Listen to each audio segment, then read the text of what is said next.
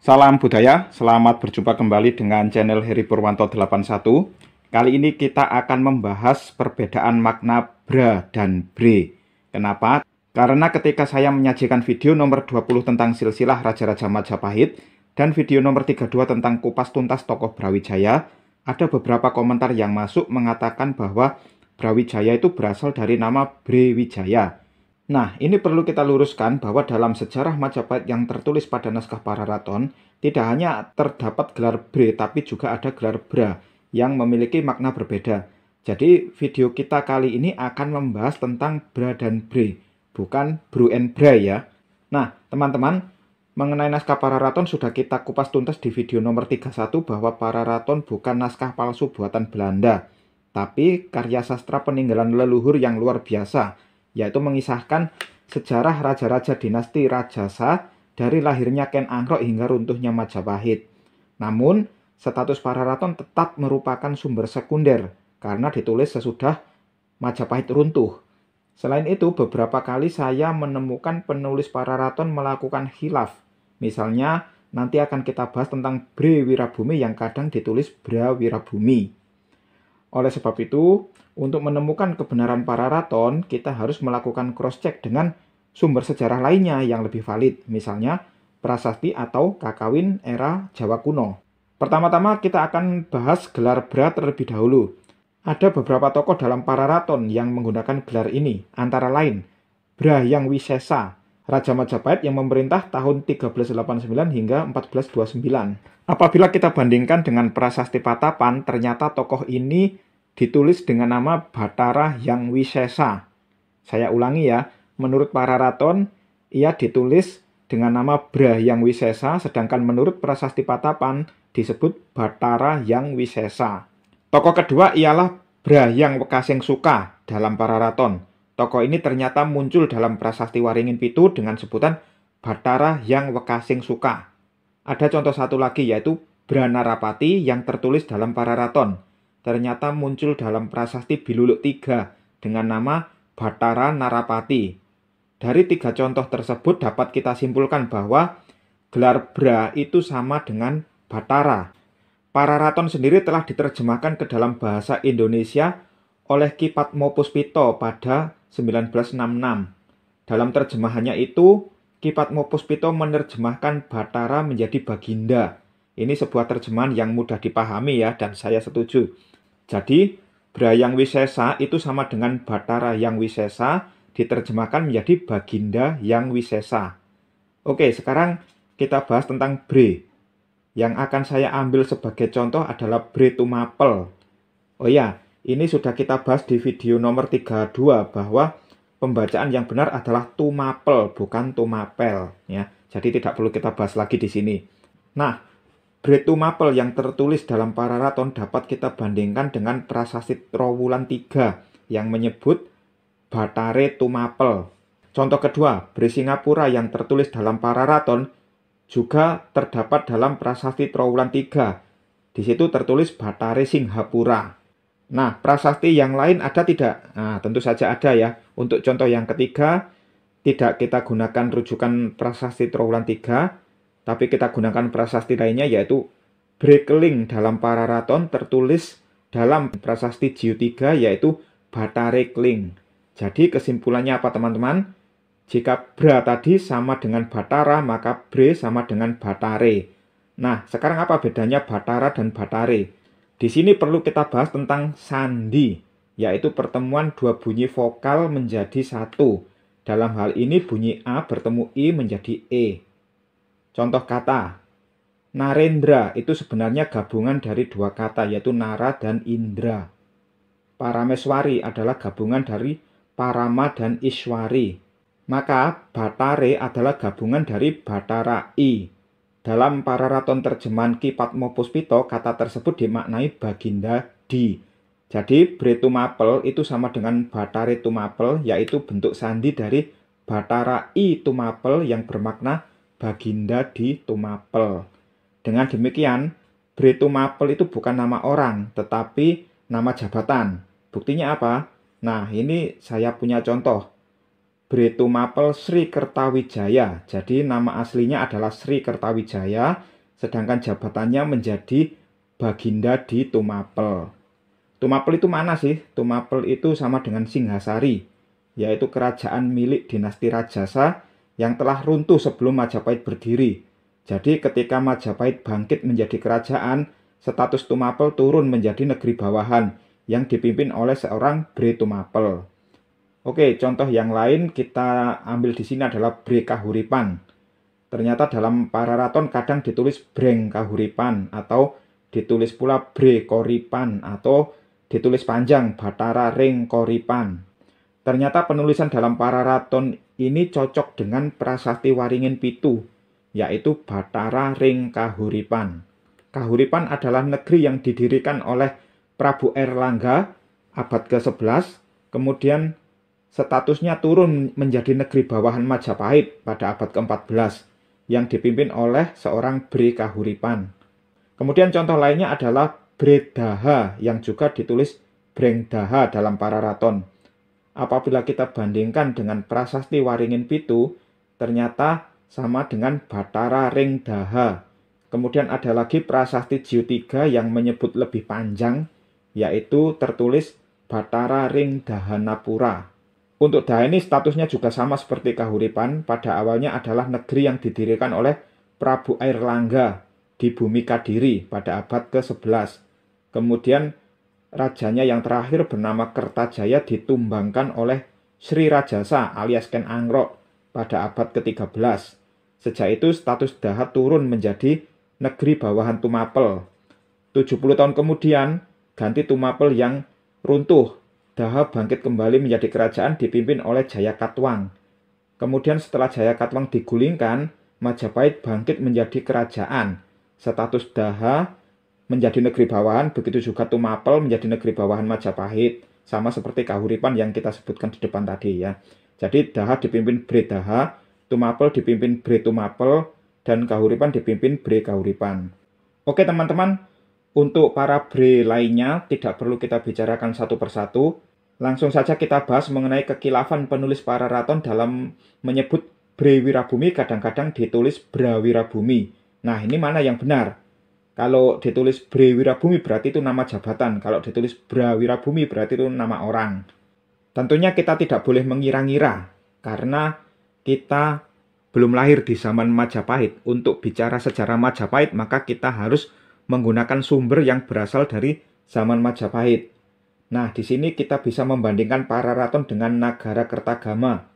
Dalam pupuh ke-6 bait ketiga, kita temukan kalimat yang berbunyi Sang Umungguing Wirabumiang Ngediri.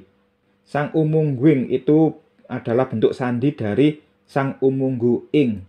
Wirabumiang Diri adalah bentuk sandi dari Wirabumi Angdiri. Maknanya ialah yang bersemayam di Wirabumi menjabat. Jadi dalam Nagara Kertagama, Wirabumi itu bukan nama orang, tetapi nama daerah. Nah, apakah ada sumber lainnya yang berupa prasasti? Ada, yaitu Prasasti Waringin Pitu. Dalam prasasti ini dapat kita temukan kalimat Paduka Batara Ring Wirabumi Rajasawardhanendu Dewi Dyah Pureswari. Nah, di sini semakin jelas ya bahwa Wirabumi itu bukan nama orang, tetapi nama daerah. Jadi, Bre Wirabumi artinya adalah Baginda di Wirabumi. Saat Nagara Kertagama ditulis pada 1365, yang menjabat sebagai Bre Wirabumi adalah Nagarawardhani, keponakan Prabu Hayam Wuruk. Kemudian saat terjadi Perang Paregreg tahun 1401 sampai 1406, yang menjabat sebagai Bre Wirabumi adalah putra Prabu Hayam Wuruk, sebagaimana tertulis dalam Pararaton.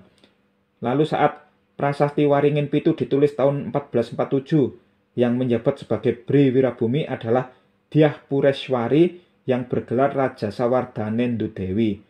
Jadi kesimpulannya penulisan yang benar adalah Bre Wirabumi karena itu adalah nama jabatan. Sedangkan penulisan Bra Wirabumi itu merupakan khilaf. Nah, selanjutnya ada yang mirip dengan Wirabumi yaitu Kertabumi. Ini nama orang atau nama daerah. Beda dengan Wirabumi yang disebut berkali-kali dalam Pararaton, Kertabumi ini hanya disebut satu kali ya. Kalimatnya seperti ini. Putranira Sang Sinagara, Bre Koripan, Bre Mataram, Bre Pamotan, Pamungsu, Bre Kertabumi. Kalimat tersebut diterjemahkan Ki Padmo Puspito sebagai berikut. Anak-anak Sang Sinagara ialah Baginda di Kahuripan, Baginda di Mataram, Baginda di Pamotan, dan yang bungsu ialah Baginda Kertabumi. Di sini Ki Padmo Puspito menafsirkan Koripan, Mataram, dan Pamotan adalah nama daerah, sedangkan Kertabumi adalah nama orang. Mungkin beliau terpengaruh pendapat yang beredar saat itu bahwa Kertabumi adalah nama lain Prabu Brawijaya, sehingga tidak konsisten menerjemahkan Bre biasanya diterjemahkan Baginda di, tapi untuk kasus Bre Kertabumi diterjemahkan Baginda Kertabumi. Memang ada beberapa naskah yang menyebut Kertabumi adalah nama Raja Majapahit, misalnya Serat Purwaka Carubanagari menyebut raja terakhir Majapahit bernama Prabu Brawijaya Kertabumi. Juga ada kronik Sampokong yang menyebut Raja Majapahit adalah Kungtabumi yang digulingkan putranya bernama Jinbun dari Demak. Naskah-naskah ini menyebut Kertabumi adalah nama orang. Tapi perlu diingat bahwa naskah-naskah ini ditulis sesudah Majapahit runtuh, jadi valid atau tidaknya sulit untuk dipastikan.